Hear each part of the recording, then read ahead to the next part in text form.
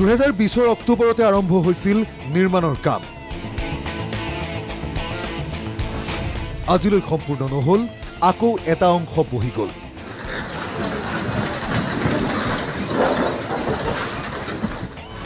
শিৱসাগৰ এখন পকী দলঙৰ কাহিনী এয়া।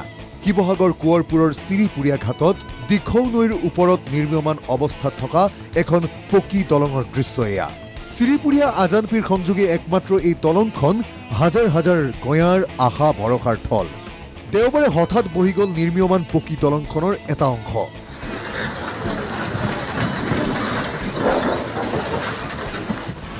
নতুনকৈ ঢালাই হৈছিল অংশটোৰ।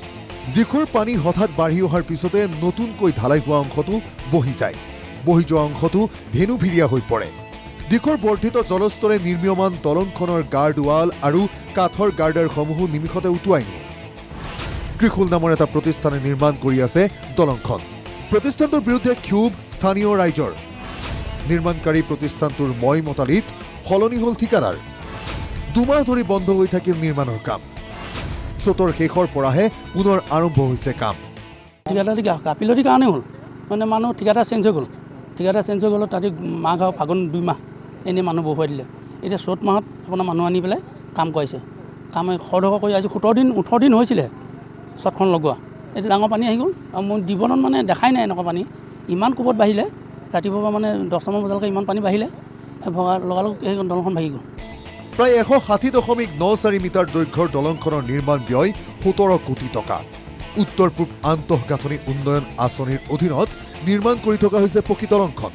2020 চনৰ 16 অক্টোবৰত তদানীন্তন বিভাগীয় মন্ত্ৰীদ্বয় হিমন্ত বিশ্ব শৰ্মা, যোগেন মোহন আৰু যোৰহাটৰ সাংসদ তপন গগৈৰ উপস্থিতিত দলংখনৰ নিৰ্মাণৰ কাম শুভাৰম্ভ হৈছিল। দলংখনক লৈ চৰকাৰী পক্ষৰ বিৰুদ্ধে কোনো অসন্তুষ্টি নাই ৰাইজৰ। ৰাইজৰ সমস্যা নিৰ্মাণকাৰী প্ৰতিষ্ঠান ত্ৰিশূলক লৈ।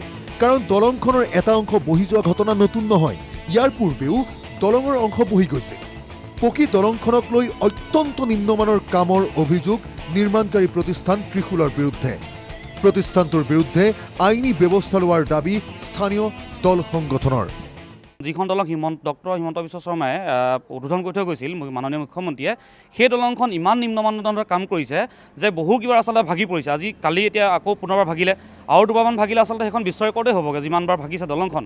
এই মানুহক লৈ, মানুহৰ জীৱনক লৈ আচলতে হেতালি খেলা হৈছে। এই যিভাগে বনাইছে দলংখনৰ এতিয়া আয়ুস ৰেখালৈ মানুহৰ মনত এটা সন্দেহ হৈছে যে কিমান দিন আচলতে এইখনে লাষ্টিং কৰিব দলংখনে। এই কামখিনি আচলতে উচিত তদন্ত হ'ব লাগে, বিভাগীয় কৰ্তৃপক্ষ হ'ব লাগে, আৰু তাৰ লগত জড়িত ইঞ্জিনিয়াৰ যিসকল বিভাগীয় কৰ্তৃপক্ষ বিষয়া আছে তেখেতসকলৰ ওপৰতো দৃষ্টান্তমূলক শাস্তি হ'ব লাগে।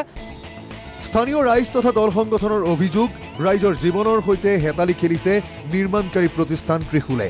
বাৰে বাৰে ভাঙে হেনো নিৰ্মীয়মান পকী দলংখন। এনেকৈ জোৰা তাপলি মাৰি নিৰ্মাণ কৰা দলংখনত নিৰ্মাণ সম্পূৰ্ণ হোৱাৰ পিছত ডাঙৰ অঘটন নঘটিব বুলি কোনে গেৰাণ্টি ল'ব?